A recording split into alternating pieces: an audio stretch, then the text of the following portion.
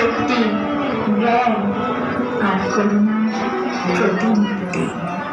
তিনি আমাদের মনে করিয়ে দেন, ধর্ম প্রতিষ্ঠিত হয় না তলোয়ারের ভয়ে, ধর্ম প্রতিষ্ঠিত হয় জ্ঞান, কর্ম, ভক্তি আর শক্তির আলোয়। আমাদের এই পূজা শুধু আনন্দ নয়, এই আত্মজাগরণের আহ্বান। আমরা প্রতিজ্ঞা করি, গীতার আলোয়, দেবীর আশীর্বাদে অশুভকে জয় করব, সত্যকে গ্রহণ করব, আর জীবনের প্রতিটি পদক্ষেপে ধর্মকে রক্ষা করব।